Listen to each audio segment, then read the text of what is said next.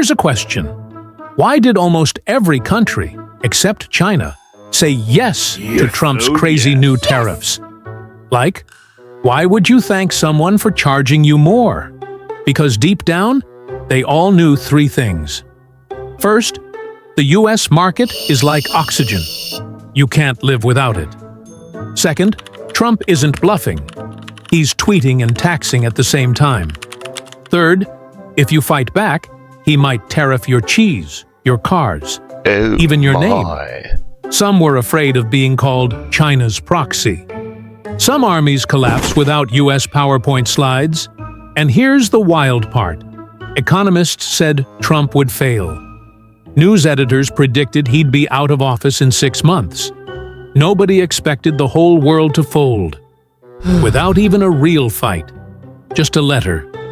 Maybe a Truth Social post. And suddenly, US Customs was flooded with millions of dollars. Turns out, you don't need warships or sanctions. Just stationery and Trump's signature. Welcome to PastCast, where the past echoes through the present. Top economists warned, tariffs are like punching yourself in the face. But Trump punched the world instead. Then came the official letter.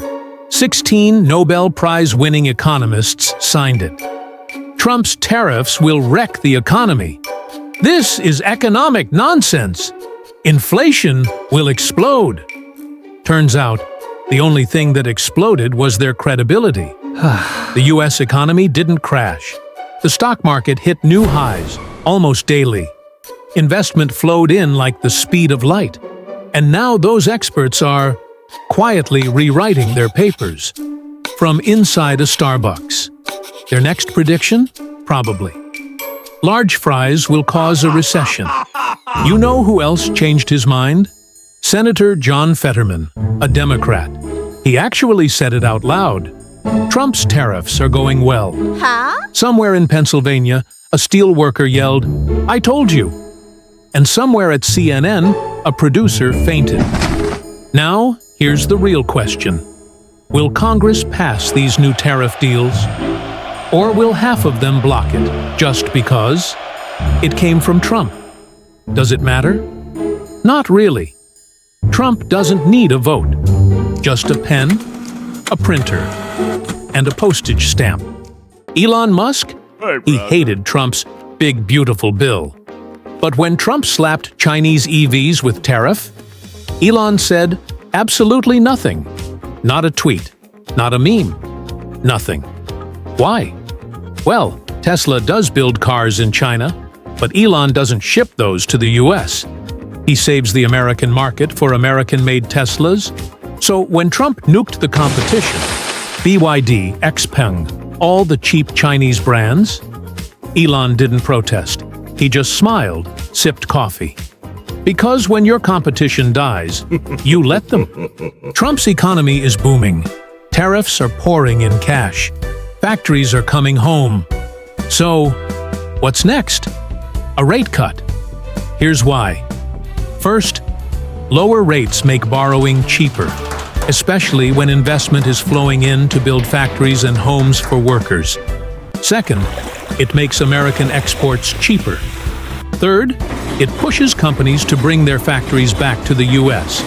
But one man stands in the way. Jerome Powell, the Fed chair. Not an economist, a lawyer.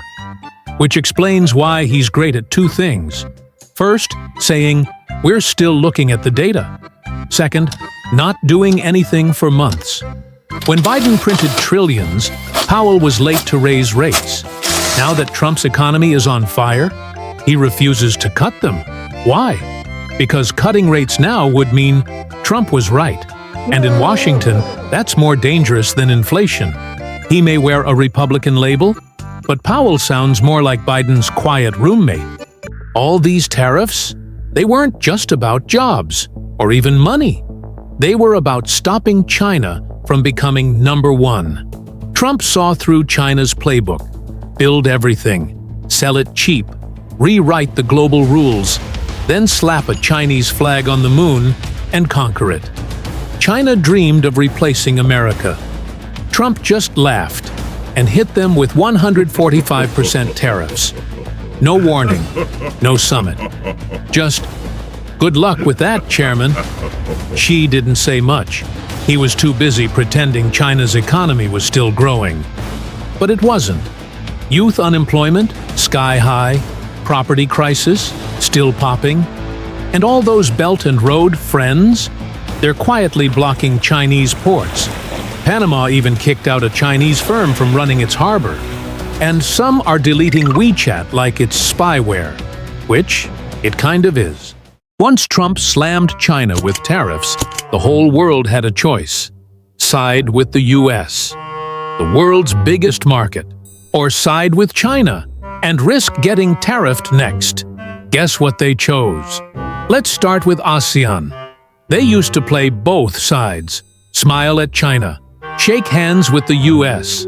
But once Trump started taxing Chinese backdoor exports, Vietnam, Indonesia, the Philippines, they all rushed to strike their own tariff deals with Trump and quietly told China, please don't be mad, it's just business. India? They were happy watching China lose its crown as the world's manufacturer. They thought, finally, it's our turn. But then one morning, Modi woke up with a 25% tariff. Oh my God! He retaliated for fun, then went back to buying Russian oil with friendship discount. Smart? Maybe. Or maybe he just fumbled a golden opportunity. Russia, still friends with China, but Putin secretly hopes Xi lights a match at Taiwan so he can roll his tanks west and maybe reach the Black Forest someday. Pakistan, China's brother, and bought most of their weapons from China. Surprisingly, they shook hands with Trump, started oil and mineral deals, and even nominate Trump for Nobel Peace Prize as he stopped the war between Pakistan and India. And then, there's Europe. China hoped the EU would rise up and push back against Trump's tariffs. After all, the EU wasn't just built to unify Europe, it was supposed to be a counterweight to the US, maybe even replace the dollar with the euro. But luckily, Europe didn't overestimate itself.